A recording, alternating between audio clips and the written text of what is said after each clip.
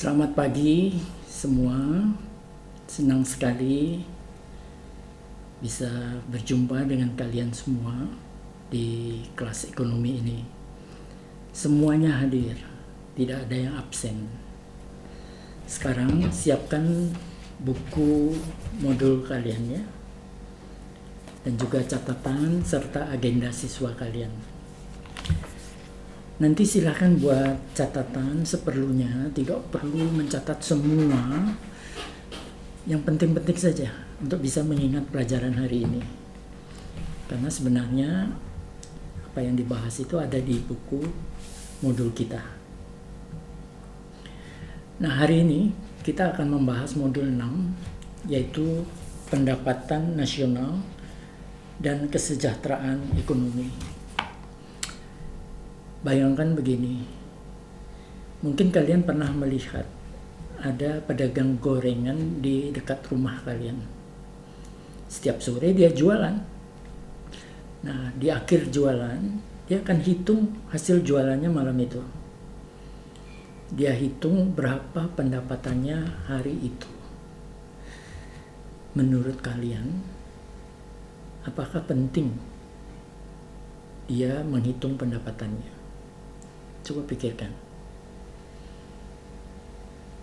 Nah, semua mengangguk-angguk ya. Artinya kalian setuju bahwa penting untuk menghitung pendapatan itu. Tapi untuk apa pedagang gorengan itu hitung pendapatannya? Betul sekali. Dia jadi bisa tahu berapa hasil jualannya hari itu. Dia bisa tahu berapa sebenarnya pendapatannya hari itu. Dia bisa bandingkan dengan pendapatan di hari sebelumnya atau hari-hari sebelumnya juga. Itu meningkat atau menurun. Sehingga dia bisa buat keputusan besok dia mau tambah dagangannya atau tidak. Pedagang itu juga bisa tahu dia dan keluarganya itu makin sejahtera atau tidak, makin makmur atau enggak. Nah, sama seperti itu, negara juga perlu tahu berapa pendapatannya. Sering ini disebut berapa pendapatan nasional. Kalau pedagang gorengan tadi gampang ya ngitungnya, karena dari hasil jualan gorengan saja. Tapi kalau negara itu pendapatan nasional itu dari berbagai jenis, macam-macam, dan menyangkut banyak orang juga. Maka di pelajaran ini kita akan belajar bagaimana negara menghitung pendapatannya sehingga tahu kesejahteraan ekonomi negara dan masyarakatnya. Dalam menghitung pendapatan nasional akan ada banyak indikator. Kita akan melihat banyak singkatan-singkatan yang menunjukkan indikator tersebut. Tapi jangan khawatir, tidak harus dihafal. Yang penting kalian memahaminya. Sekarang mari kita lihat di unit 1, halaman 1 dari buku modul kita. Memahami konsep pendapatan nasional. Kalau kalian lihat di situ ya, ada istilah GDP atau Gross Domestic Product. Bahasa Indonesianya PDB atau Produk Domestik Bruto. GDP ini salah satu indikator untuk menghitung pendapatan nasional. Bagaimana menghitung GDP ini? Nah, perhatikan di sini ya. Ada 3 pendekatan dalam menghitung GDP. Bisa kalian lihat ya. Ada pendekatan produksi. Ini jumlah nilai tambah yang dihasilkan oleh seluruh unit usaha dalam suatu negara tertentu. Sederhananya begini. Masih ingat ya soal pedagang gorengan tadi? Dia akan hitung mungkin bukan sekedar jumlah uang yang dihasilkan. Tapi ia akan hitung juga berapa modal beli pisang atau ubi untuk digoreng hari itu. Berapa banyak minyak goreng yang dia pakai. Kemudian dibandingkan dengan jumlah uang yang didapat. Selisihnya itu yang dihitung sebagai pendapatan. Nah, GDP dengan pendekatan produksi mirip-mirip begitu cara menghitungnya. Kemudian yang kedua, pendekatan pendapatan. Jumlah nilai barang dan jasa akhir yang dihasilkan oleh seluruh unit ekonomi. Jadi dalam kasus pedagang gorengan dia hanya menghitung total pendapatan saja. Kemudian yang ketiga, pendekatan dengan pendekatan pengeluaran. Jadi jumlah total konsumsi di sebuah negara itu yang dihitung sebagai GDP ya, pendekatan GDP. Misalnya pedagang gorengan menghitung jumlah pengeluarannya saja. Untuk hitung GDP dengan pendekatan pengeluaran mirip dengan itu ya. Kita bisa lihat rumusnya seperti yang tercantum. GDP sama dengan C atau konsumsi ditambah investasi ditambah G yaitu pengeluaran pemerintah, kemudian ditambah dengan X kurang M. X itu adalah ekspor dan I itu impor. Bagaimana? Sedikit pusing ya? Jangan khawatir. Bukan tugas kita untuk menghitung GDP. Kalian tidak akan diminta untuk hitung GDP. Jadi siapa yang hitung GDP? Ada banyak lembaga yang hitung dan sediakan data GDP. Misal, di Indonesia itu Badan Pusat Statistik Indonesia yang menyediakan data tersebut. Biasanya disediakan dalam bentuk setiap 3 bulan. Nah, kalau untuk 1 tahun tinggal jumlahkan itu ya. Nah, Bank Dunia juga menyediakan data seperti itu. Nah, mari kita lihat contohnya ya. Ini Bank Dunia sediakan data GDP Indonesia dalam bentuk kurva ya. Kalau kita lihat belakangan itu selalu naik ya GDP Indonesia. Jadi pendapatan seperti pedagang gorengan itu pendapatannya selalu meningkat ya. Setiap malam naik, malam berikutnya naik gitu. Jadi mungkin dia sudah tidak cukup satu gerobak ya. Dia sudah punya gerobak lain lagi, punya cabang, sehingga pendapatannya naik terus.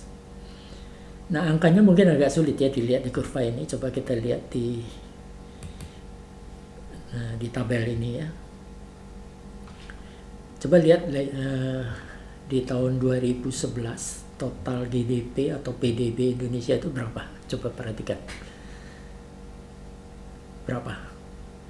Ya, betul ya. 7.287.635,3 miliar rupiah.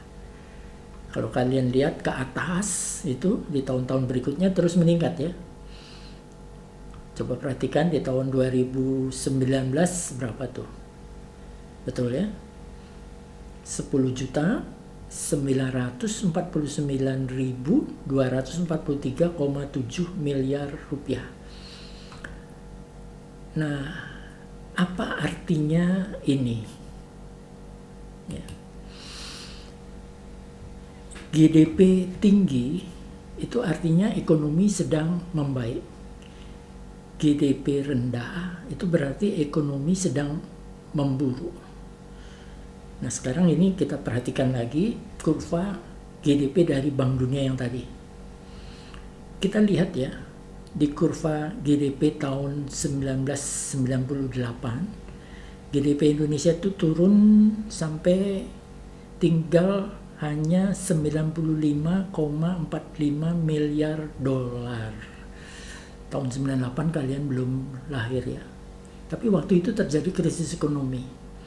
Ada kerusuhan, ekonomi memburuk, harga-harga barang melonjak.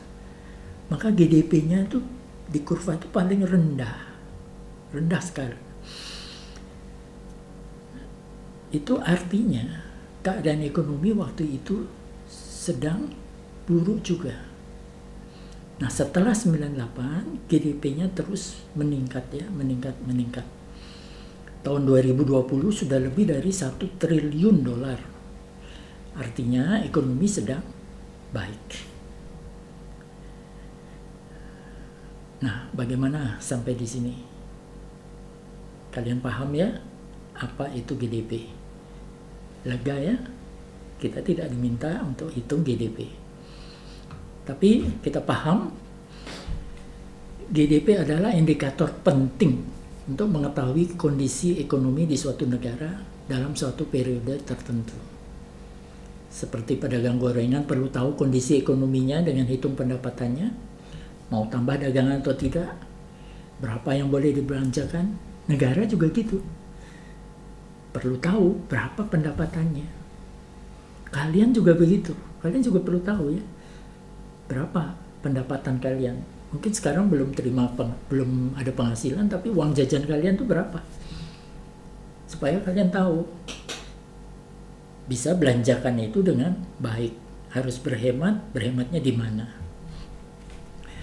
Nah, dari GDP ini muncul indikator lain yang penting untuk konsep pendapatan nasional. Di buku kalian itu ada di halaman 2 sampai 5 ya.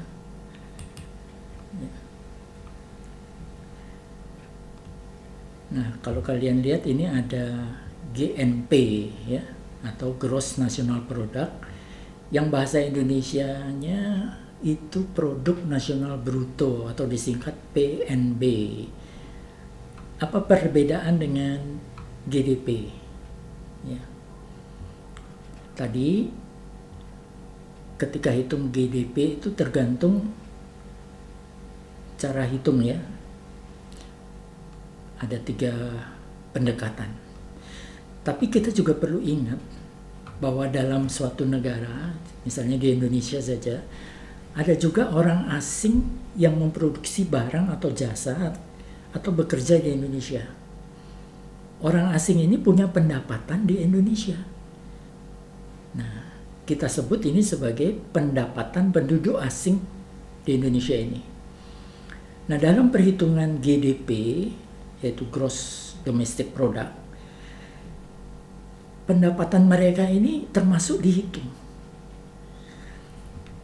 Tapi perlu diingat juga, ada orang atau perusahaan Indonesia yang punya pendapatan di luar negeri.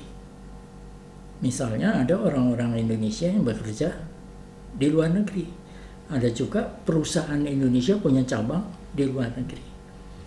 Ini kita sebut sebagai pendapatan penduduk di luar negeri.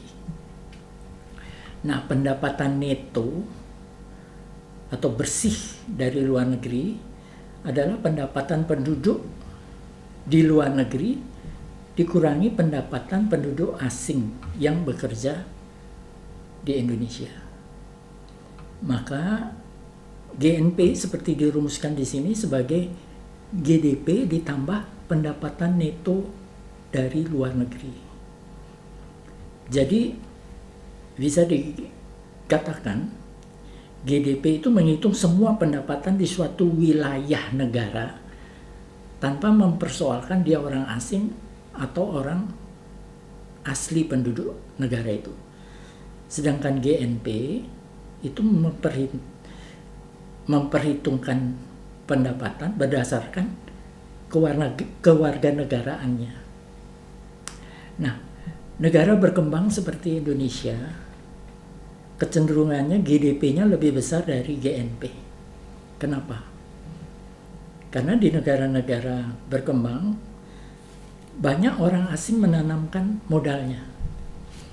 Sebagai contoh begini, misalnya pabrik sepeda motor Honda misalnya, dia bangun pabrik di Indonesia.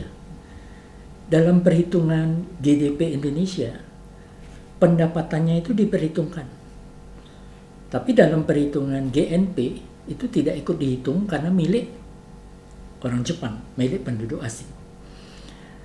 Maka banyak negara tidak akan cukup puas bila GDP-nya tinggi, tapi juga berupaya untuk tingkatkan GNP ini.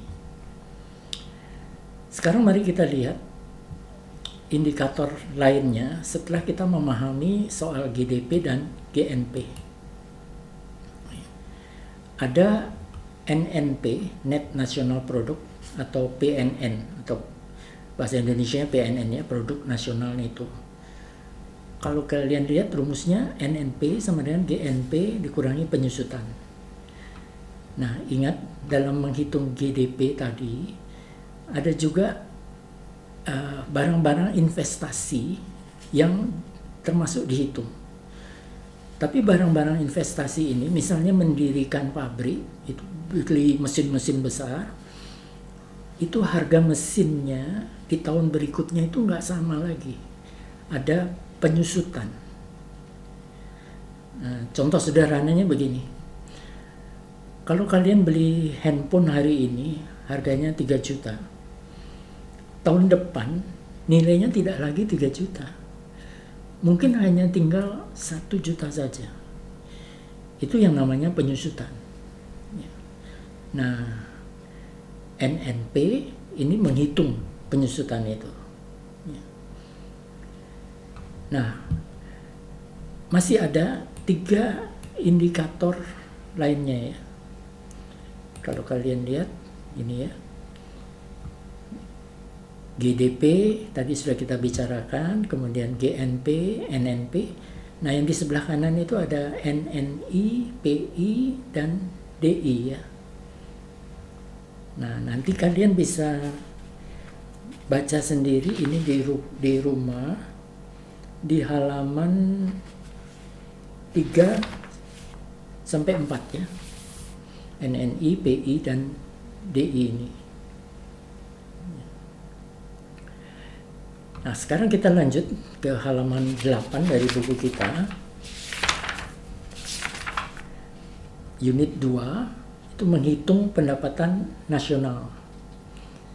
Tadi sudah dijelaskan ada 3 pendekatan ya dalam menghitung pendapatan nasional. Nah, kalau kalian lihat di halaman 8, Badan Pusat Statistik mengkelompokkan dalam 11 komponen ya. Nah, sekarang dengan perkembangan yang semakin rumit, tampaknya ada lebih dari 11 komponen yang diperhitungkan. Ini untuk sekedar memahami saja. Coba perhatikan. Ini ada begitu banyak komponen yang diperhitungkan sehingga bisa mendapatkan data GDP ataupun GNP tadi ya. Nah, kemudian kalian bisa lihat di halaman 14 ada di unit 3 ya.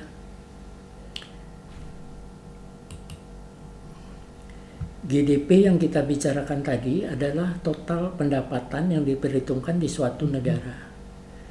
Nah, tidak otomatis kalau GDP-nya tinggi, itu berarti rakyatnya otomatis makmur. Tapi itu bergantung juga berapa jumlah penduduk negara itu. Nah, untuk sederhananya, perhatikan ini ya. Ini ada 2 keluarga diperbandingkan. Masing-masing punya penghasilan yang sama, yaitu 5 juta. Yang sebelah kiri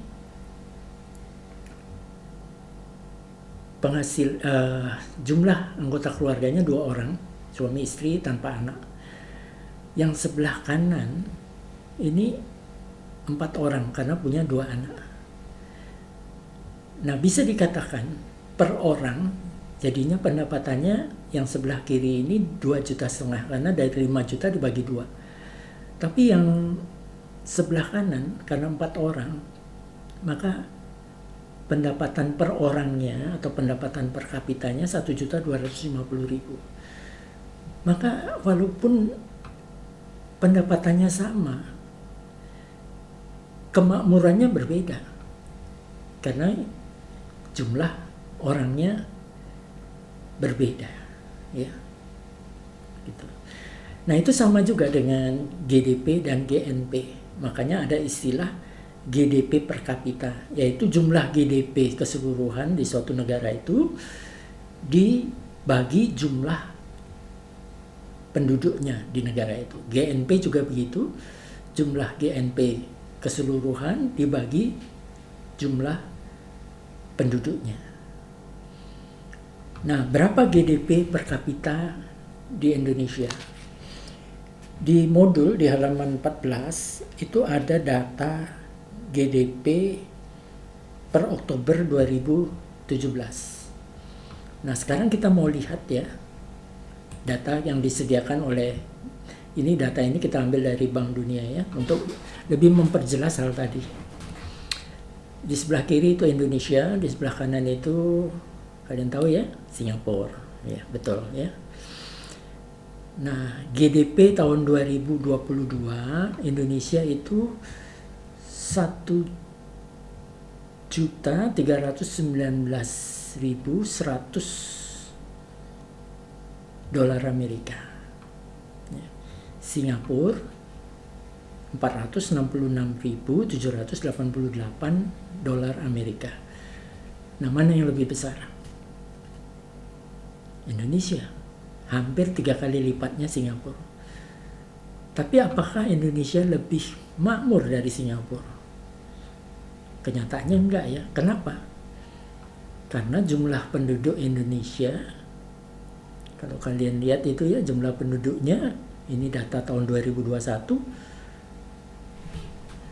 Indonesia 273.800.000, sedangkan Singapura hanya 5.454.000 orang. Maka itu berakibat kepada GDP per kapitanya. GDP per kapita Indonesia menjadi hanya 4.788 dolar, tapi Singapura GDP per kapitanya menjadi 82.807 dolar Amerika. Ya. Maka kemakmuran di Singapura jadi lebih tinggi ya. Walaupun GDP-nya lebih rendah dari Indonesia. Tapi GDP per kapitanya menjadi lebih tinggi. Ya. Nah, kalian ingat ya, GDP Indonesia 4788. Nah, dengan GDP 4.788 dolar Amerika, Indonesia itu masuk negara dengan pendapatan yang bagaimana? Pendapatan rendah, menengah, atau tinggi. Nah, kalau kalian lihat di halaman 15 buku modul kita, Bank Dunia membedakan, mengelompokkan, menggolongkan semua negara di dunia pada 4 kelompok ya berdasarkan GDP per kapita. Tapi itu pengelompokan yang ditentukan di tahun 2016 ya, 1 Juli 2016. Nah, sekarang itu menjadi begini pengelompokannya.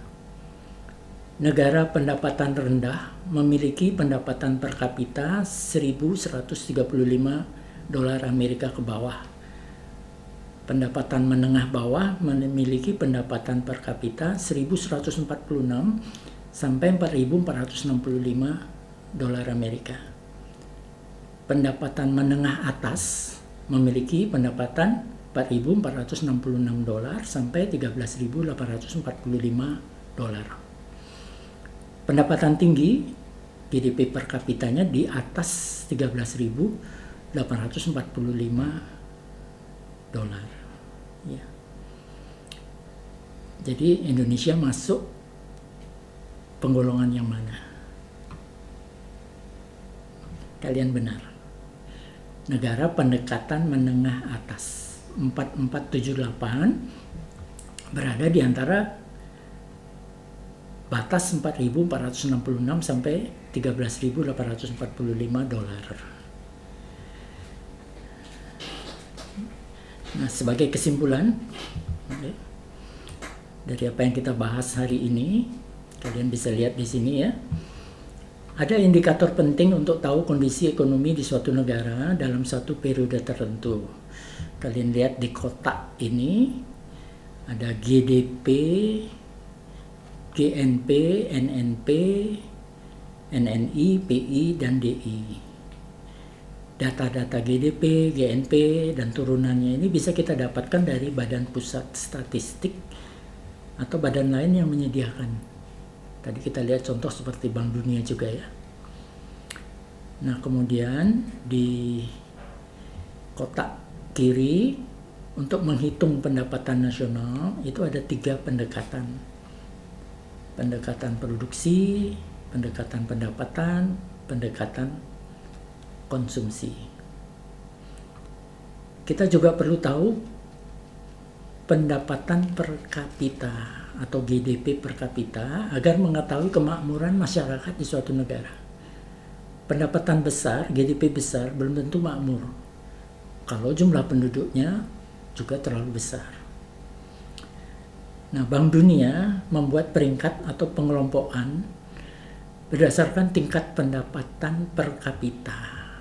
Itu di kotak yang ke sebelah kanannya. Masih ingat Indonesia masuk tingkat mana? Benar ya, negara pendapatan menengah atas. Nah, sampai di sini apakah ada pertanyaan?